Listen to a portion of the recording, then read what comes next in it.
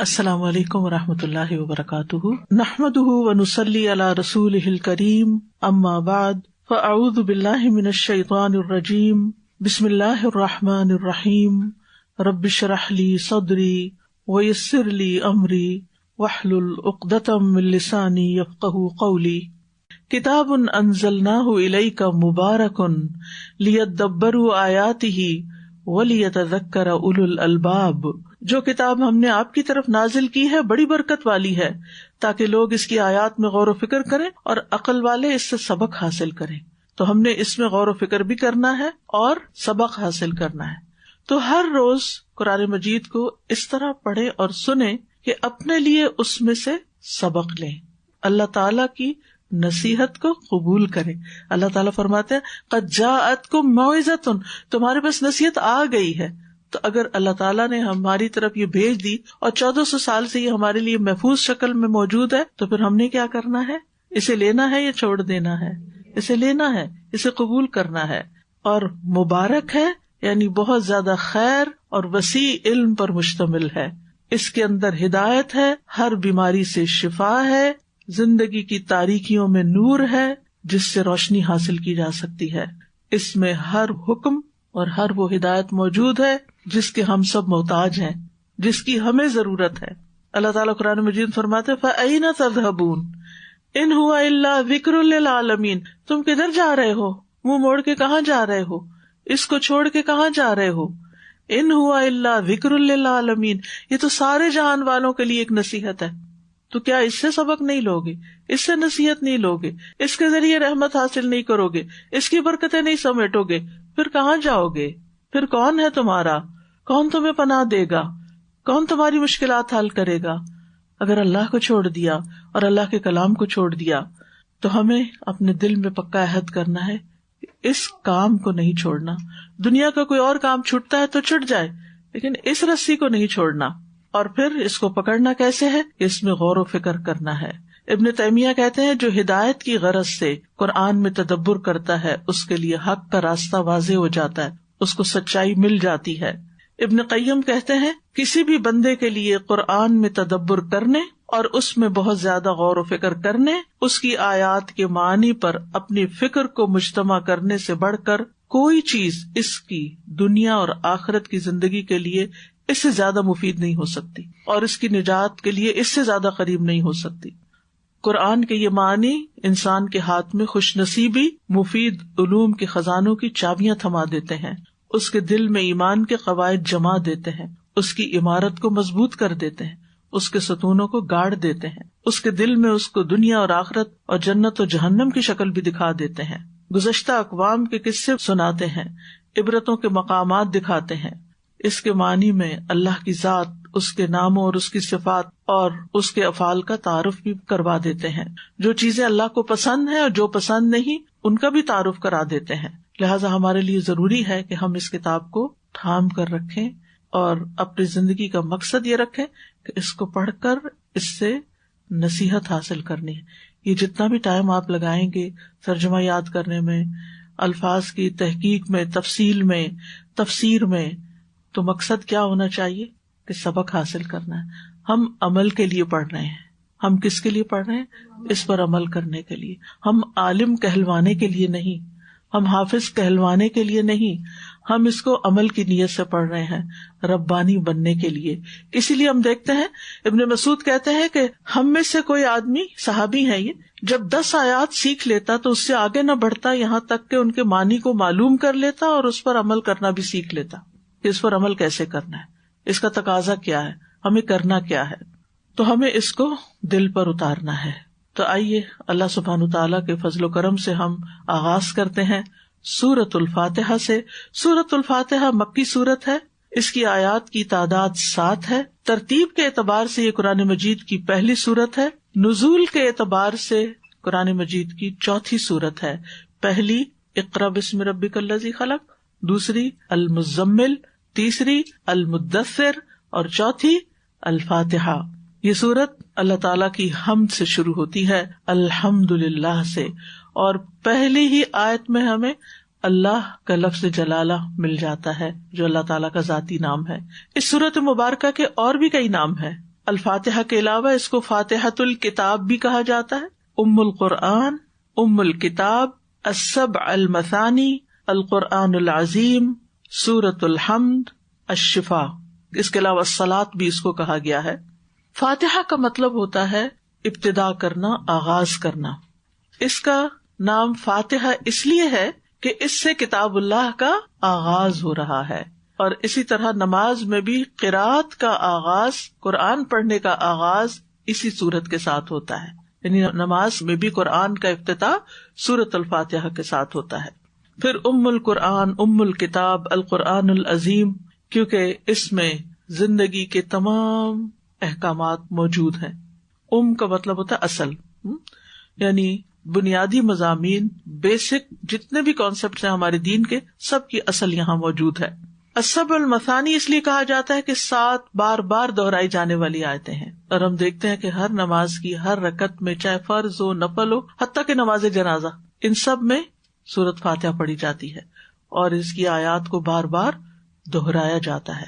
یعنی قرآن مجید کا کوئی حصہ ہم اتنی دفعہ ریپیٹ نہیں کرتے جتنی دفعہ سورۃ الفاتحہ ریپیٹ کرتے ہیں، اور اتنی اہم سورت ہے، اعظم سورۃ فی القرآن ہے، قرآن مجید کی سب سے عظیم ترین سورت ہے، کہ اگر آپ مثلا نماز پڑھ رہے ہیں اور نماز کی رکعت میں الف لام میم سے لے کر الناس تک پڑھ لیں اور فاتحہ نہ پڑھیں تو آپ کی نماز نہیں ہوگی، لیکن اگر آپ صرف الفاتحہ پڑھ لیتے ہیں اور باقی سورت پڑھنی یاد نہیں رہی، نماز ہو جائے گی۔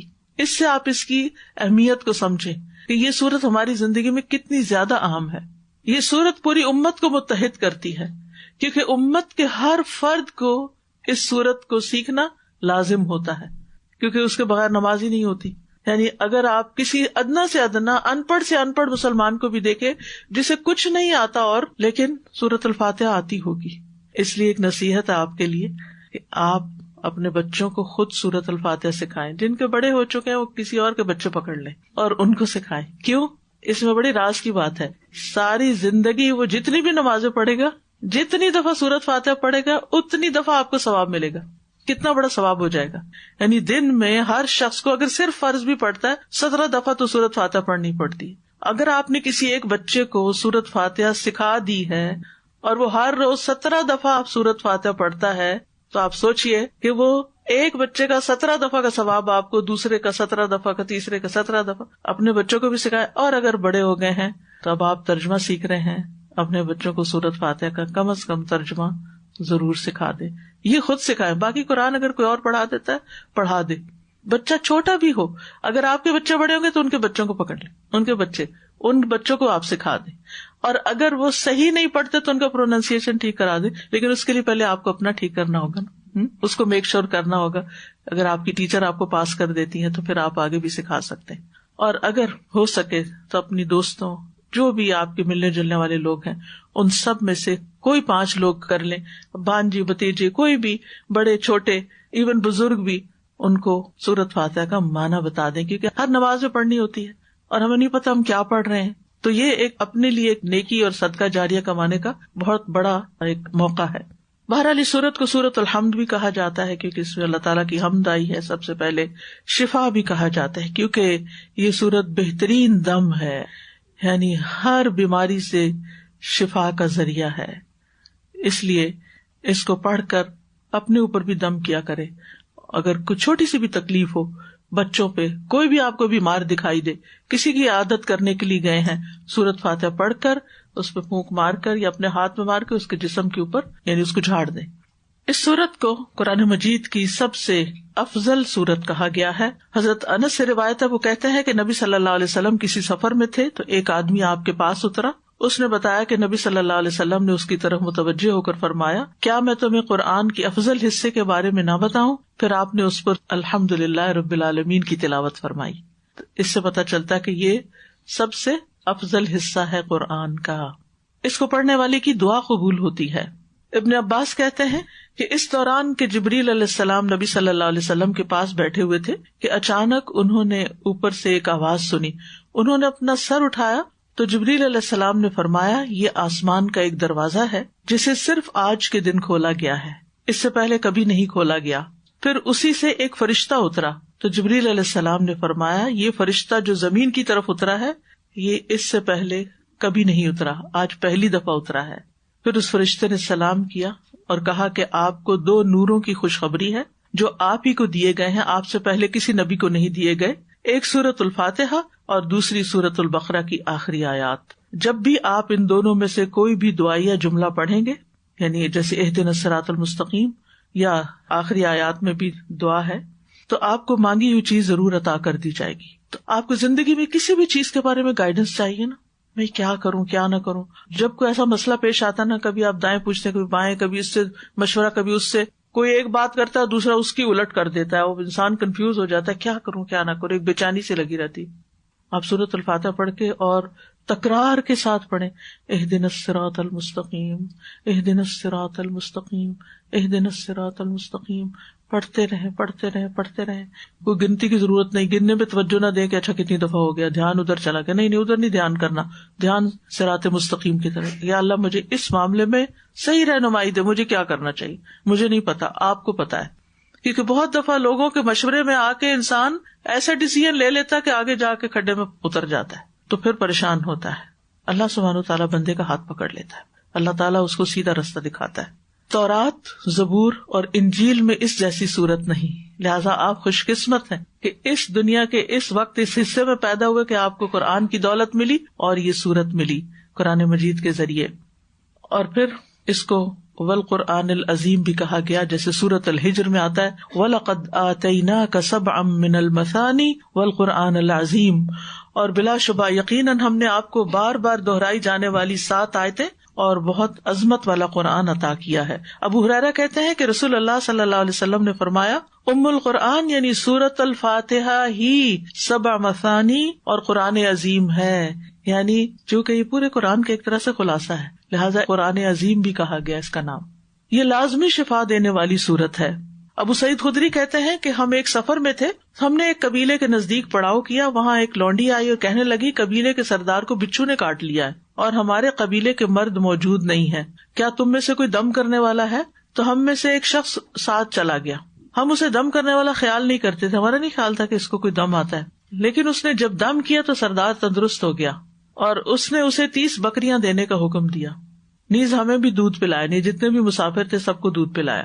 جب وہ شخص واپس آیا تو ہم نے اس سے پوچھا کیا تم اچھی طرح دم کرنا جانتے ہو؟ اس نے کہا میں نے تو صرف ام الکتاب پڑھ کر دم کیا تھا، سورۃ فاتحہ پڑھی تھی، لیکن یقین کے ساتھ پڑھی تھی نا، اللہ سے مدد مانگی تھی۔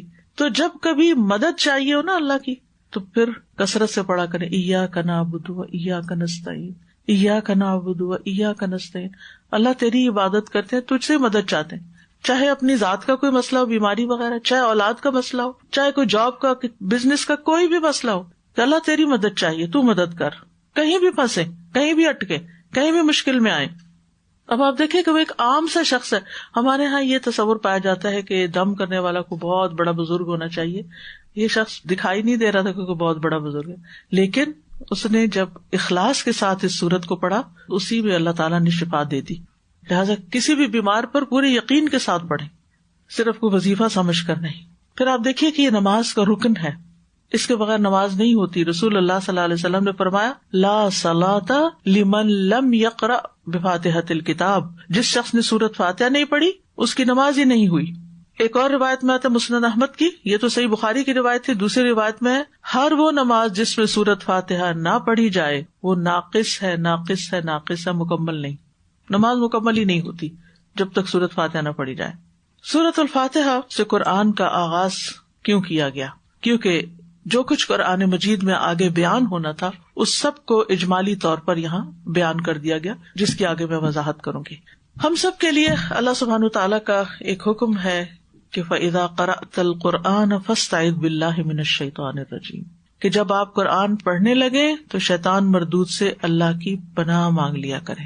تو یہ ایک ادب ہے، لازمی، ضروری، اللہ کا حکم ہے کہ قرآن مجید پڑھنے سے پہلے ہمیں تعوذ پڑھنا ہے۔ تعوذ نہیں ہوتا، یہ بعض لوگ اس کو تعوذ کہتے ہیں، تعوذ ہے۔ تعوذ کا مطلب ہوتا ہے اللہ تعالیٰ کی پناہ لینا، اللہ تعالیٰ کی حفاظت طلب کرنا، اس کو استعاذہ بھی کہتے ہیں، ہر شر کو ہٹانے کے لیے اور ہر خیر کو پانے کے لیے۔ ابن قیم کہتے ہیں استعیذ باللہ کا معنی ہے میں اللہ کی ذات کے ساتھ تحفظ چاہتا ہوں اور اس کے ساتھ حفاظت چاہتا ہوں اور اس کی طرف پناہ لیتا ہوں. تو آغاز کرتے ہیں اعوذ باللہ سے. اعوذ باللہ من الشیطان الرجیم. ہمیں حفاظت کیوں چاہیے؟ حفاظت کب چاہیے ہوتی ہے؟ جب ہمیں کسی چیز کا خوف ہوتا ہے نا، یا کوئی دشمن ہمارے پیچھے لگا ہوا ہوتا ہے، تو پھر ہم کیا کرتے ہیں؟ اگر نیند میں بھی خواب میں آپ یہ خواب دیکھ رہے ہو کہ کوئی آپ کے پیچھے آ رہا ہے، تو آپ کیا کرنا چاہتے ہیں؟ فوراً حفاظت والی جگہ پہ کسی کمرے میں گھس جا رہے ہیں، چٹکنی لگا رہے ہیں، دروازہ لاک کر رہے ہیں، گاڑی کا دروازہ بند کر رہے ہیں، کھینچ رہے ہیں. ایسی خوابیں آتی ہیں نا کہ کوئی پیچھے لگا ہوا، تو ہمیں حفاظت چاہیے اپنے آپ کو پروٹیکٹ کرنے کے لیے. ٹھیک ہے نا؟ جب آپ کو کورونا سے ڈر لگا تو آپ نے کیا کیا؟ ماسک لگا لیے. کیوں؟ پروٹیکشن کے لیے، حفاظت کے لیے. اچھا، اور کیا کیا؟ ویکسین لگوائی. گھروں میں بند ہو گئے. یعنی ان میں سے کون سی چیز بچا سکتی تھی، کون سی نہیں، وہ ایک الگ ہے بات. لیکن یہ کہ ہم سب جب بھی ڈرتے ہیں تو ہم پروٹیکشن چاہتے ہیں، حفاظت چاہتے ہیں. اللہ سبحانہ تعالیٰ شیطان کو ہمارا کھلا دشمن بتاتا ہے. وہ دشمن ہے، اس کے دشمن سمجھو، یعنی عدو لکم فاتخذوہ عدوا، اسے دشمن بناؤ، سمجھو دشمن. تو جب ہم اس کو دشمن سمجھتے ہیں تو پھر ہمیں اس سے کون بچا سکتا؟ وہ تو خبیث ہمیں نظر بھی نہیں آتا. نظر آنے والی چیز کو تو انسان کسی چیز سے ہٹا لیتا ہے، یا دکھتا تو سوچتا ہے انسان اب اس چیز کے پیچھے آ گیا ہوں، کور کر لیا اپنے آپ کو، تو اب میں محفوظ ہو گیا ہوں. وہ تو نظر بھی نہیں آتا اور وہ ہماری دشمنی کیے چلے جا رہا. اس کی دشمنی ہے کیا؟ سیدھے رستے سے ہٹاتا، اپنے آپ کو بڑا سمجھتا ہے، دنیا میں انوالو کرتا ہے. دشمن ہے وہ. اس نے کیا کیا تھا؟ آدم علیہ السلام کو جنت سے نکلوایا تھا. اب وہ آدم کی اولاد کا بھی دشمن ہے. اب وہ آدم کی اولاد کو واپس اس جنت میں نہیں جانے دینا چاہتا، کیونکہ وہ خود بھی نکالا گیا تھا. اب اس کو آدم اور آدم کی اولاد پر غصہ ہے. وہ کہتا ہے کہ یہ کوئی ایسا کام نہ کرے کہ جس سے یہ جنت میں جا سکے. تو جنت کا رستہ کس سے کھلتا ہے؟ علم کے رستے سے. جب آپ علم حاصل کرتے ہیں، علم کے رستے پر چلتے ہیں، تو حدیث میں آتا ہے نا، من سلک طریقا یلتمس فیہ علما سہل اللہ لہ طریقا الی الجنہ. جو ایسے رستے پر چلتا ہے جس سے علم حاصل کرے تو اللہ تعالیٰ سہل اللہ لہ طریقا الی الجنہ، اس کے لیے جنت کا رستہ آسان کر دیتے. اب وہ کیا کرتا ہے؟ علم کے راستے پہ آگے بیٹھ جاتا ہے. سب سے مشکل کام بتاتا ہے اس کو. ویسے بھی بچوں کو بھی آپ چھوٹے چھوٹے بچوں کو بھی اسکول جانا مشکل لگتا، اچھا نہیں لگتا. کوئی بچہ صبح نہیں اٹھنا چاہتا اور نہیں جانا چاہتا. اور خاص طور پہ چھوٹے چھوٹے بچے بھی جب پہلی دفعہ جاتے ہیں تو کتنا روتے ہیں، کتنا تنگ کرتے ہیں. اگر آپ انہیں کہ چلو پارک، روئیں گے. کوئی بچہ کہے گا میں نے نہیں پارک جانا. سب چلیں گے، چلو شاپنگ چلتے ہیں، مال چلتے ہیں، سب چلیں گے. چلو اسکول چلتے ہیں، میرے پیٹ میں درد ہے، نہیں جانا چاہتے. علم دنیا کا بھی، کیونکہ دنیا کا علم حاصل کر کے بھی انسان اپنی زندگی آسان کرتا ہے، بہت سے شر سے بچتا ہے. اور وہ علم جو جنت میں لے جائے انسان کو، اس کو آسان کرے، اس کو تو بہت مشکل بناتا ہے. لہٰذا قرآن کا پڑھنا جو ہے اللہ تعالیٰ کا قرب عطا کرتا ہے، جنت کی طرف لے جانے والا کام ہے. تو پھر کیا شیطان آسانی سے کرنے دے گا؟ نہیں. لہٰذا سب سے پہلے تو وہ رسی کاٹو جو شیطان کی ہے، اس کو تو پیچھے کرو اور پھر اس رستے پہ چلو. تو اس لیے جب ہم سب سے پہلے قرآن مجید کھولتے ہیں پڑھنے کے لیے تو اعوذ باللہ من الشیطان الرجیم پڑھتے ہیں. اس کے علاوہ بھی اس کے صیغے ہیں، اعوذ باللہ السمیع العلیم من الشیطان الرجیم. بہرحال ہم اللہ کی ذات کے ساتھ تحفظ چاہتے. شیطان سے ہمیں صرف اللہ بچا سکتا ہے، اس لیے ہم کہتے ہیں اعوذ باللہ، اعوذ باللہ، کہ میں اللہ کی پناہ لیتا ہوں. من الشیطان، شیطان سے. اور شیطان جو ہے، شطنہ سے آپ نے ابھی پڑھا ہوگا، شطنہ کا معنی ہوتا ہے دور. جب کوئی دور چلا جائے تو شیطان جو ہے اپنی بدنیتی کی وجہ سے، اپنی بدعمالیوں کی وجہ سے ہر خیر سے دور ہے، ہر خیر سے دور ہے. اسی لیے اس کو شیطان کہا جاتا ہے. تو مفہوم کیا بیان کیا جاتا ہے؟ شیطان کون ہے؟ جو ہر خیر سے دور ہے اور خیر سے دور بھی کرتا ہے. اور الرجیم، دھتکارا گیا. ویسے تو رجم پتھر مارنے کو کہتے ہیں، لیکن دھتکارا گیا کیونکہ اللہ سبحانہ تعالیٰ نے اس کو اپنی رحمت سے دور دھتکار دیا تھا اور اس پر لعنت کی تھی. تو شیطان سے پناہ مانگنے کا مطلب یہ ہے کہ میں شیطان کے شر سے اللہ کی پناہ لیتا ہوں کہ کہیں وہ مجھے میرے دین میں نقصان نہ پہنچائے اور مجھے اس حق سے نہ روک دے جس کو اختیار کرنا اللہ نے میرے لیے لازم کیا. یہ کوئی ڈیفینیشن نہیں ہے، اسے میں مفہوم بتا رہی ہوں. اعوذ باللہ من الشیطان الرجیم. تو آپ دیکھیے کہ جب انسان اعوذ باللہ پڑھتا ہے تو اپنے خالق سے کنیکٹ ہو جاتا ہے، اپنے رب سے کنیکٹ ہو جاتا ہے. دوسری بات، اپنی عاجزی کا اعتراف کرتا ہے. میں کمزور ہوں یا رب، میں نہیں اس سے بچ سکتا، میں شیطان کے مقابلے میں بہت کمزور ہوں، کیونکہ میرے اندر میرا نفس بھی ہے، میری اولاد بھی ہے جو میری کمزوری ہے، میرا مال بھی ہے جس کی محبت میں شدید گرفتار ہوں. تو یہ تو میرے پاؤں کی رسیاں ہیں، یہ مجھے کبھی بھی تیری طرف نہیں آنے دیتے. تو شیطان مجھے انہی میں الجھاتا ہے. میں کمزور ہوں، تو طاقتور ہے، تو مجھے اس جال سے باہر نکال. اور پھر جب انسان شیطان کی رسی کاٹ دیتا ہے نا اللہ کی پناہ لے کر، تو پھر اللہ کی اطاعت آسان ہو جاتی ہے. تو یہ کام آپ کے لیے آسان ہو جائے گا، قرآن کا پڑھنا، یاد کرنا، سمجھنا، غور و فکر کرنا، اس پر عمل کرنا. پھر یہ ہے کہ چونکہ شیطان انسان کا دشمن ہے تو انسان دشمن سے ہمیشہ چوکنا رہتا ہے. لہٰذا اعوذ باللہ پڑھنے کا مطلب یہ ہے کہ آپ کو احساس ہے کہ آپ کا کوئی دشمن بھی ہے اور اس سے آپ بچنا چاہتے ہیں.